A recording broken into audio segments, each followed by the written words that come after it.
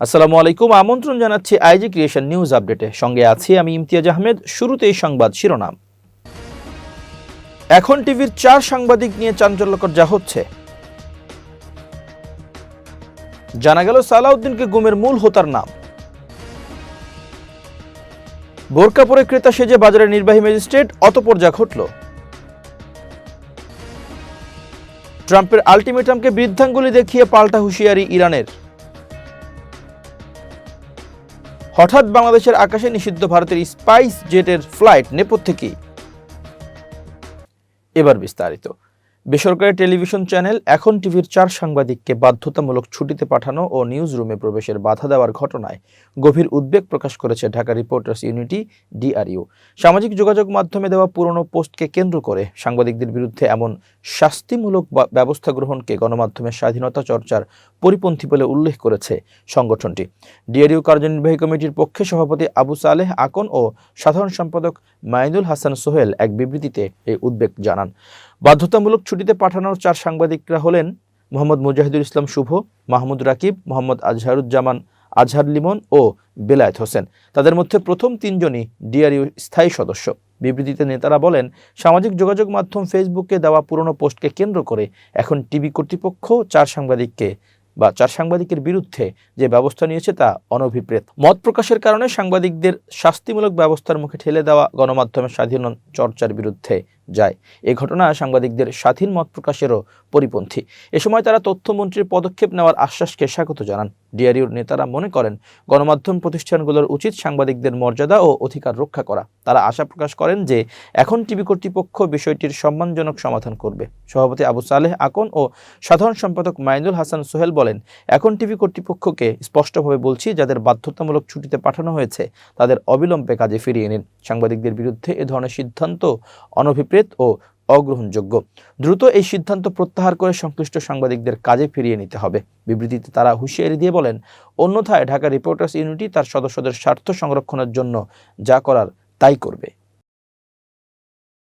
বিএনপির স্থায়ী কমিটির সদস্য ও স্বরাষ্ট্রমন্ত্রী সালাউদ্দিন আহমেদ সহ বিভিন্ন ব্যক্তিকে গুম করার পেছনে দায়ী ব্যক্তির নাম জানিয়েছেন আন্তর্জাতিক অপরাধ ট্রাইব্যুনালের chief prosecutor advocate Tajul Islam. এক সংবাদ সম্মেলনে চিফ প্রসিকিউটর বলেন, বিএনপি নেতা সালাউদ্দিন আহমেদকে তুলে নেওয়া এবং পরবর্তীতে তাকে ভারতে পাচার করার পেছনে জিয়াউল আহসান ছিলেন এবং তার নেতৃত্বেই কাজটি হয়েছে। তিনি বলেন, বিএনপি নেতা সাজিদুল ইসলাম সুমন সহ 8 জনকে গুম করার ঘটনাটিও জিয়াউল আহসানের প্রত্যক্ষ তত্ত্বাবধানে হয়েছে। এছাড়া ইলিয়াস আলীকে গুমের পর হত্যা করা, শিবির নেতা গোলাম কিবরিয়া মিহিন, হাফেজ জাকির, চৌধুরী আলম সহ উল্লেখযোগ্য প্রতিটি গুমের ঘটনায় পরিকল্পনাকারী জিয়াউল আহসান। পবিত্র মাহে রমজান উপলক্ষে নিত্য প্রয়োজনীয় পণ্যের দাম স্থিতিশীল রাখতে শিবচর উপজেলার বিভিন্ন বাজারে বিশেষ অভিযান পরিচালনা করেছে ভ্রাম্যমাণ আদালত। অভিযানে 7 জন ব্যবসায়ীকে মোট 12,000 টাকা অর্থদণ্ড প্রদান করা হয়েছে। শুক্রবার সকাল 10টা থেকে বেলা 12:30 পর্যন্ত পরিচালিত এই অভিযানের নেতৃত্ব দেন শিবচর উপজেলা সহকারী কমিশনার ও নির্বাহী ম্যাজিস্ট্রেট শাইখা সুলতানা। অভিযান শুরুর আগে তিনি বোরকা পরে ছদ্মবেশে বাজারে গিয়ে সাধারণ ক্রেতা সেজে বিভিন্ন দোকানে ঘুরে ঘুরে মূল্য পরিস্থিতি পর্যবেক্ষণ করেন। পৌর বাজারের মাছ, গোশত, মুদি ও ফলের দোকান সহ বিভিন্ন স্থানে ঘুরে তিনি অতিরিক্ত দামে পণ্য বিক্রি, ওজনে কম দেওয়া এবং খাসি ও ছাগির গোশত একই দামে বিক্রির মতো অনিয়মের প্রমাণ পান। পরে প্রকাশ্যে অভিযান চালিয়ে ভোক্তা অধিকার সংরক্ষণ আইন 2009 এর 37, 38 ও 40 ধারায় 7টি দোকানে মোট 12,000 টাকা জরিমানা করা হয়। এ সময় সংশ্লিষ্ট ব্যবসায়ীদের কঠোর সতর্কবার্তা দেওয়া হয় এবং নিত্য প্রয়োজনীয় পণ্যে কোনো ধরনের সিন্ডিকেট বা কৃত্রিম সংকট সৃষ্টি না করার পরামর্শ দেওয়া হয়। অভিযানে শিবচর থানা পুলিশের একটি দল উপস্থিত ছিল। নির্বাহী ম্যাজিস্ট্রেট শাইখা সুলতানা বলেন, আমি প্রথমে ছদ্মবেশে বাজার মনিটরিং করি, পরে অভিযান পরিচালনা করি। রমজানে এক শ্রেণীর ব্যবসায়ী কৃত্রিম সংকট সৃষ্টি করে অতিরিক্ত মূল্য আদায়ের চেষ্টা করে। জনস্বার্থ রক্ষায় আমাদের এ ধরনের অভিযান অব্যাহত থাকবে। ভ্রাম্যমাণ আদালত সূত্রে জানা গেছে, রমজান মাস জুড়ে বাজার মনিটরিং কার্যক্রম আরও জোরদার করা হবে। বিরোধী দলের 79 সংসদ সদস্য নিয়ে সরকারি দলের 211 সংসদ সদস্যকে তীরের মতো সোজা করবেন বলে মন্তব্য করেছেন কুষ্টিয়া 3 সদর আসনে নবনির্বাচিত সংসদ সদস্য ও আলোচিত ইসলামী বক্তা মুফতি আমির হামজা।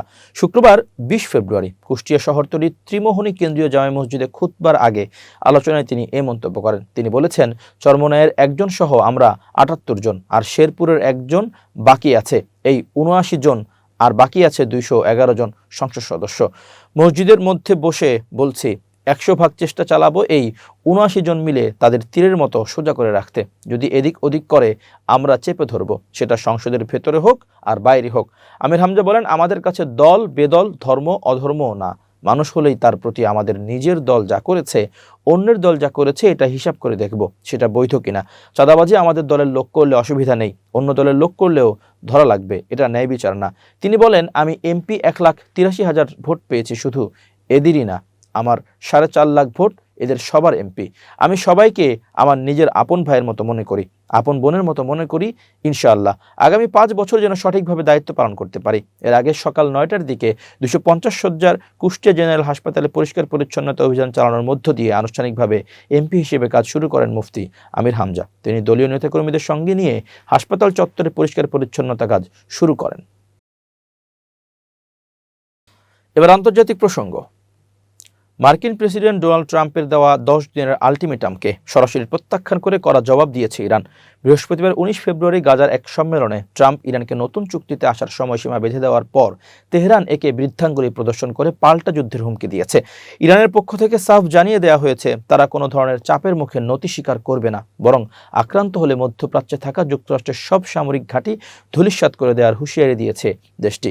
জাতিসংঘে নিযুক্ত ইরানের স্থায়ী দূত সংস্থাটির মহাসচিব অ্যান্তনিও গুতেরেসের কাছে পাঠানো এক চিঠিতে এই কড়া বার্তা পৌঁছে দিয়েছেন। চিঠিতে উল্লেখ করা হয়েছে, ইরান যুদ্ধ শুরু করতে চায় না, কিন্তু সার্বভৌমত্বের উপর আঘাত এলে তারা চুপ করে বসে থাকবে না। মার্কিন হামলা হলে মধ্যপ্রাচ্যে ওয়াশিংটনের সব কৌশলগত স্থাপনা ও সামরিক পরিকাঠামো লক্ষ্য করে বিধ্বংসী পাল্টা হামলা চালানো হবে। কোনো অপ্রীতিকর পরিস্থিতি তৈরি হলে তার পূর্ণ দায়ভার যুক্তরাষ্ট্রকে বহন করতে হবে। এদিকে ট্রাম্পের আলটিমেটামের পরেই মার্কিন সংবাদ মাধ্যম ওয়াল স্ট্রিট জার্নাল এক চাঞ্চল্যকর প্রতিবেদন প্রকাশ করেছে। গোয়েন্দা সূত্রের বরাত দিয়ে তারা জানিয়েছে, ইরানকে চাপে ফেলতে যুক্তরাষ্ট্র প্রথমে তাদের সরকারি ভবন ও নিরাপত্তা বাহিনীর সদর দপ্তরে সীমিত পরিসরে হামলা চালানোর পরিকল্পনা করছে। এই প্রাথমিক ধাপের লক্ষ্য হলো তেহরানকে পরমাণু চুক্তিতে বাধ্য করা। তবে এতে কাজ না হলে হামলার পরিধি বাড়িয়ে ইরানের শীর্ষ নেতৃত্ব অর্থাৎ আয়াতুল্লাহ আলী খামেনি সরকারের পতন ঘটানোর চূড়ান্ত ছক কষেছে পেন্টাগন। পাল্টা জবাবে ইরানের সর্বোচ্চ নেতা খামেনি সামাজিক যোগাযোগ মাধ্যমে একটি এআই নির্মিত যুদ্ধের ছবি পোস্ট করে মার্কিন রণতরী ডুবিয়ে দেওয়ার হুঁশিয়ারি দিয়েছেন। তার বার্তায় ফুটে উঠেছে, মার্কিন পেশি শক্তির চেয়েও শক্তিশালী প্রতিরোধের অস্ত্র ইরানের কাছে রয়েছে। রাশিয়ার পক্ষ থেকেও সতর্ক করা হয়েছে, ইরানের উপর হামলা হবে আগুন নিয়ে খেলার শামিল, যার পরিণতি হবে অত্যন্ত ভয়ানক। বকেয়া পাওনা পরিশোধে ব্যর্থ হওয়ায় ভারতীয় বেসরকারি বিমান সংস্থা স্পাইস জেটের ওপর বাংলাদেশের আকাশসীমা ব্যবহারের ক্ষেত্রে নিষেধাজ্ঞা জারি করেছে বাংলাদেশ বেসামরিক বিমান চলাচল কর্তৃপক্ষ বেবিচক। দীর্ঘ সময় ধরে বারবার তাগাদা দেওয়া সত্ত্বেও ফি পরিশোধ না করায় এই কঠোর পদক্ষেপ নেওয়া হয়েছে। এর ফলে বৃহস্পতিবার 19 ফেব্রুয়ারি থেকে স্পাইস জেটের বেশ কিছু রুটের ফ্লাইটের সময় ও দূরত্ব যেমন বেড়েছে, তেমনি পাল্লা দিয়ে বাড়ছে জ্বালানি খরচ ও পরিচালনা ব্যয়। বাংলাদেশ বেসামরিক বিমান চলাচল কর্তৃপক্ষ জানিয়েছে, বাংলাদেশের আকাশপথ ব্যবহারের বিনিময়ে স্পাইস জেটের কাছে একটি বড় অঙ্কের ফি পাওনা রয়েছে।